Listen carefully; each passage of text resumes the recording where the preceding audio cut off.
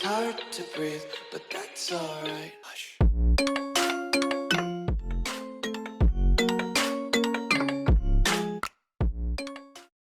Hello everyone. Last lecture में हमने word के देखा था फुट नोट और एंड नोट।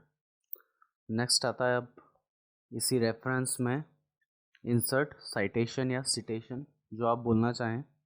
इंसर्ट सिटेशन होता क्या है बेसिकली, तो जब भी कभी आप किसी भी बाहर की कोई सी बुक या लेख से कोई ऐसी चीज़ लेते हैं, कोई 4 पंक्तियाँ ले लेते हैं मान लीजिए, या फिर कोई सा फैक्ट उसमें से लेकर अपनी बुक या जो भी आप आर्टिकल लिख रहे हैं, डॉक्यूमेंट लिख रहे हैं, उसमें ऐड करते हैं, तो उस चीज़ को साइट करना पड़ता है। उस चीज़ को साइट करना मीन्स उस चीज़ को बताना होता है कि ये कहाँ से लिया गया है। कहने का मतलब है कि किसी और की बात को अपनी बातों में इंक्लूड करना और उसका सोर्स बताना, यही सब आता है हमारा सिटेशन या साइटेशन में, जो भी आपको बोलना है। इसमें आते हैं अब जैसे मान लीजिए अगर मैंने कोई सा सिटेशन यूज़ करा है, तो मैं सबसे पहले उसके लिए इंसर्ट सिटेशन में जाऊंगा। फिर आता है मेरा add new source. Add new source में जाएंगे तो मुझसे पूछा जाएगा कि सोर्स आपका जो है वो कहाँ से लिया जा रहा है, मतलब आपकी जो भी आपने ली है वहाँ पर जो भी अंश लिया है किसी और चीज़ का, जो भी एक पार्ट लिया है वो कहाँ से लिया है, सामने वाले की बुक है या मैगजीन है, आपने किस चीज़ से वो जो भी पार्ट है वो लिया गया है। तो यहाँ पर बुक है, बुक सेक्शन है, और भी बहुत सारी चीज़ें, मैगजीन भी आता है, website, report, article, electronic source, film, interview, patent, case, miscellaneous, ये सब चीज़ें आती हैं। आप जहाँ से भी अपना वो पार्ट ले रहे हैं वो यहाँ से सिलेक्ट कर लेंगे। आपको लगता है कि नहीं मैं तो बुक से ही ले रहा हूँ, तो आप बुक ले सकते हैं। और भी चीज़ें हैं जो आपको अच्छा लगता है। अब इसमें पूछ रहा है लैंग्वेज क्या थी, तो बाय डिफ़ॉल्ट ही रहने देना, सबसे अच्छा डिफ़ॉल्ट ही रहता है, लेकिन फिर भी लेना है तो इंग्लिश या हिंदी ले सकते हैं हम। नेक्स्ट आता है इसी में ऑथर, कौन रहा है ऑथर। तो यहाँ पर अगर आपको इस फील्ड में कुछ भी अगर मान लीजिए इंक्लूड करना नहीं आ रहा है, तो ये नीचे आपको एग्जांपल में देगा कि क्या होता है, यहाँ पर क्या ऐड होता है। तो यहाँ पर ऑथर में आएगा किसी का नेम, जो भी आप देना चाहते हैं आप कुछ भी ले सकते हैं। मान लीजिए मैं इंडियन राइटर अगर लेता हूँ तो प्रेमचंद्र देख लेंगे।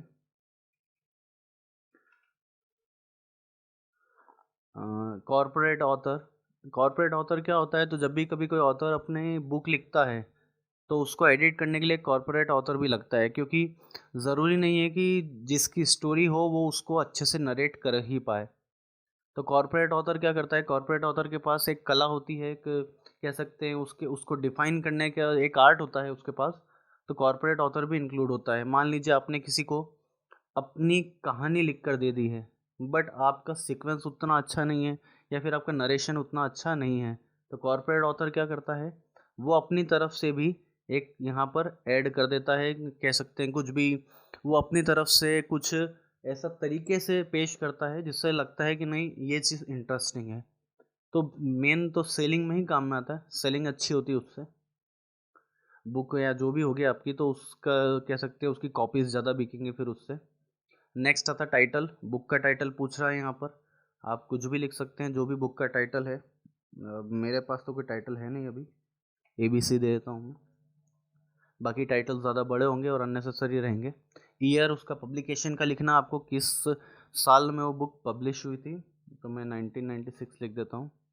सिटी लिखना पब्लिकेशंस की, ये भी मैं अभी रैंडम ही दे देता हूँ। पब्लिशर कौन सा है, तो बहुत सारे पब्लिशर्स होते हैं जो बुक छापने का काम करते हैं। जैसे मान लीजिए एग्जांपल के लिए गरुड़ा पब्लिकेशंस, बट वो भी ज़्यादा अभी बड़ा हो जाएगा, तो आप यहाँ पर कोई सा डेमो नाम भी दे सकते हैं, ठीक है।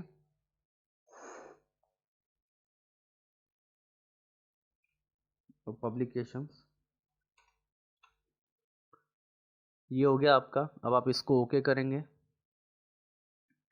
तो जो भी हमने यहाँ पर डाली थी इन्फॉर्मेशन उसके बारे में यहाँ पर सिटेशन लिखा हुआ आ चुका है। इसकी एक ख़राब बात ये रहेगी कि ये सिटेशन केवल और केवल इतना ही दिखेगा, क्योंकि सिटेशन ऐसा ही दिखता है, यही इसका रूल होता है सिटेशन का, कि जब भी आप दिखाएंगे तो वो केवल इतना ही शो होगा। अब इसके बाद इसमें आता है मैनेज सोर्सेज। अगर आपने बहुत सारे सिटेशन दे रखे हैं तो आप मैनेज सोर्सेज में जाएंगे और यहाँ पर आ जाएगी आपकी मास्टर लिस्ट। यहाँ पर आपके पूर्व में बनाए गए सभी सोर्सेस आ जाएंगे, जितना आपने सोर्स अभी तक बना रखे हैं अपने वर्ड के डॉक्यूमेंट में, और आप यूज़ कितने करना चाहते हैं उन्हें यहाँ पर ले लेंगे। मान लीजिए अगर मैंने 2 या 3 बना रखे हैं तो मैं उसको सिलेक्ट करूँगा और कर दूँगा कॉपी। तो उससे होगा क्या, तो वो मास्टर लिस्ट मतलब मेरी जो परमानेंट लिस्ट है उसमें से उठकर करंट लिस्ट यानी कि मेरी यूज़ करने वाली लिस्ट में आ जाएगा। मतलब वो एक तरह से मेरे डॉक्यूमेंट में आकर ऐड हो जाएगा। तो ये मेरे पास टोटल हैं अभी, अगर यहाँ और भी होते तो और भी आते, और इन सब में से जो भी लिस्ट है उसमें से ये यूज़ करा है मैंने अपने डॉक्यूमेंट में। तो ये करंट लिस्ट में वो आएंगे जो आपने डॉक्यूमेंट में यूज़ करे हुए हैं टोटल में से। आप चाहें तो डिलीट भी कर सकते हैं। एडिट आपको करना हो तो फिर से वही ऑप्शन आपका ओपन हो जाएगा। न्यू में आप नया एक सिटेशन बना सकते हैं। नेक्स्ट आता है इसमें स्टाइल। कुछ ज़्यादा चेंज नहीं करेगा ये दिखाने में, बहुत बेसिक से चेंजेस होते हैं। आप चाहें तो आप भी ट्राई कर सकते हैं। ऐसा कोई स्पेशल चेंज नहीं आएगा, मैक्सिमम कॉमा का चेंज आ जाएगा, उससे ज़्यादा कोई चेंज नहीं होगा। तो इसीलिए इतना इसका यूज़ होता नहीं स्टाइल का। लास्ट में आता बिब्लियोग्राफी। बिब्लियोग्राफी हमारे पीजीडीसीए और डीसी के एग्ज़ाम में ज़्यादा पूछा जाता है। तो बिब्लियोग्राफी होता क्या है यहाँ पर, तो बिब्लियोग्राफी होता है बेसिकली कि जो भी आपने सिटेशन यूज़ करी है इन द होल डॉक्यूमेंट, पूरे डॉक्यूमेंट में आपने जो भी सिटेशन यूज़ करी है उन सब की भी आप एक बिब्लियोग्राफी, एक उसका भी एक तरह से आप पूरा डिस्क्रिप्शन डाल सकते हैं। जैसे मैंने अभी एक ही यूज़ करा सिटेशन प्रेमचंद, तो मैं जहाँ पर भी अपनी बिब्लियोग्राफी देना चाहता हूँ वहाँ पर मैं जाऊँगा। मैं सबसे लास्ट में जा रहा हूँ, आप चाहें तो कहीं बीच में भी ऐड कर सकते हैं।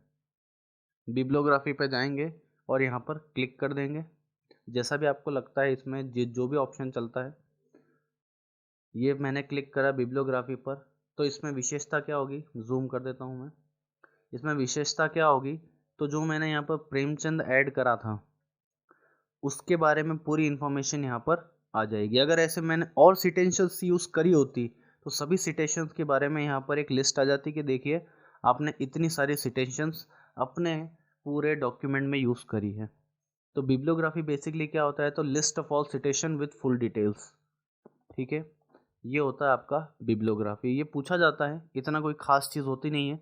आप लोगों में भी मैक्सिमम से मैक्सिमम 5% लोगों को कभी सिटेशन की ज़रूरत होगी, वो भी उन्हें जो डेली बेसिस पर बुक पब्लिश करते हैं और राइटिंग करते हैं, उनके इसमें सिटेशन ज़्यादा ज़रूरी होता है।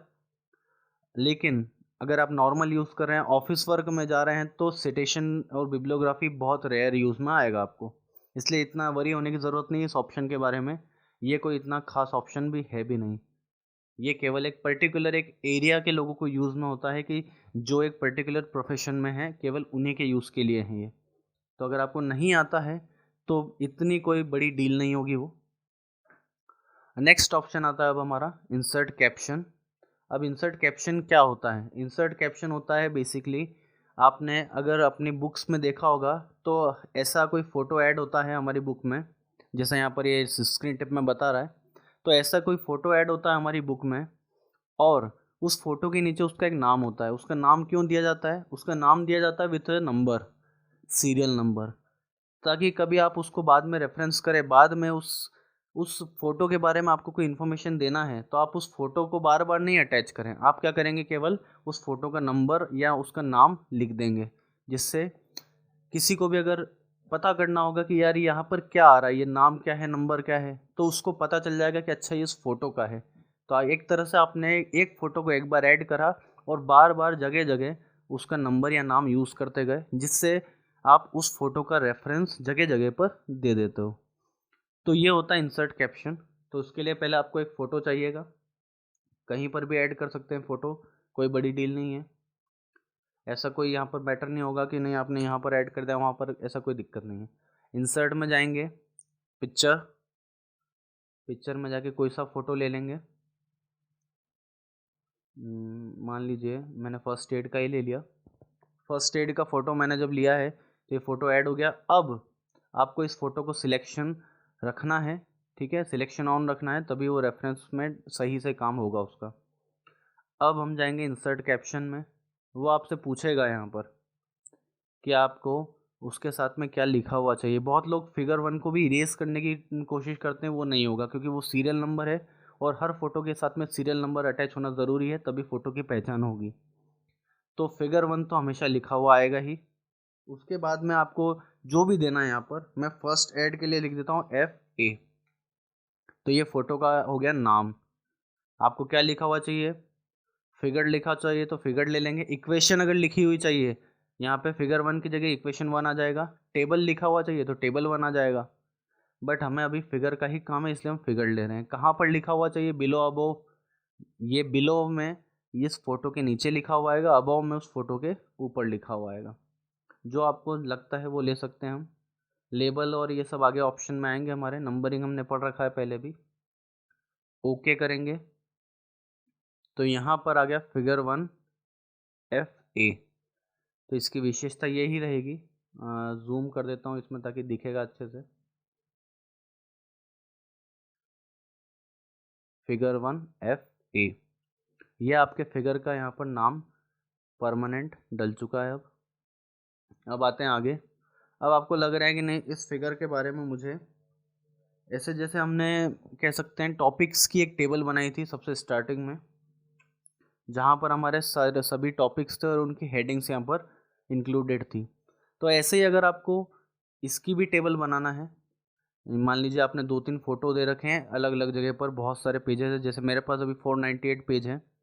ऐसे आपके पास अगर बहुत सारे पेजेस हैं और आपको जगह जगह पर जो फिगर्स बना रखे हैं उनकी एक टेबल बनानी है सेपरेट, तो वो भी आप बना सकते हैं नेक्स्ट ऑप्शन से, इंसर्ट टेबल ऑफ फिगर्स।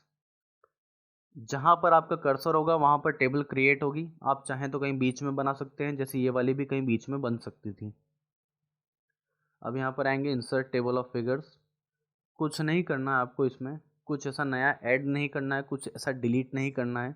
आपने अगर ऑलरेडी फिगर्स ले रखे हैं और उनके नाम ऑलरेडी आपने इंसर्ट कैप्शन से दे दिए हैं, तो आपको केवल एक काम करना है, आपको यहाँ पर ओके पर क्लिक कर देना है। मीन्स आपको इंसर्ट टेबल ऑफ फिगर्स पर क्लिक करना है और फिर ओके। उससे होगा क्या, तो आपकी टेबल डायरेक्ट यहाँ पर आ जाएगी, बनी बनाई टेबल। उसमें लिखा रहेगा फिगर 1 FA। कौन से पेज पर है, तो 354 पर। जाने का तरीका पुराना वाला जो हम लिंक पर यूज़ करते हैं basically, control plus click. Control press करके रखेंगे और क्लिक कर देंगे तो सीधा हम फिगर 1 पर पहुंच जाएंगे। 354 पेज आ चुका है। यही होता है फिगर। अब इसमें आपने अगर मान लीजिए नया कोई सा फ़ोटो ऐड कर दिया, कहीं पर भी ऐड कर सकते हैं, it doesn't matter.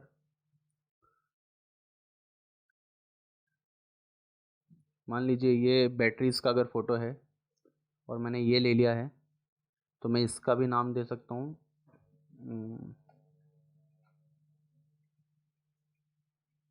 Batteries. Okay. अब मान लीजिए मेरी जो टेबल है शुरू में जो फर्स्ट पेज पर है, उसमें अभी तक वो नाम ऐड नहीं हुआ है। तो आप क्या करेंगे, तो आप जाएंगे अपडेट टेबल में।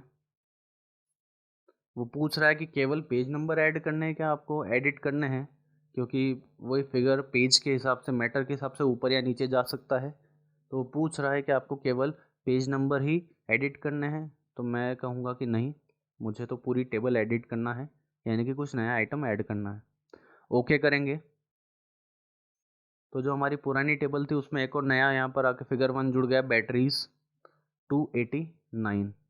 अब मेरा जो फिगर 1 था FA, वो फिगर 2 हो गया है, क्योंकि उसके ऊपर क्या आ गया है, अब बैटरी।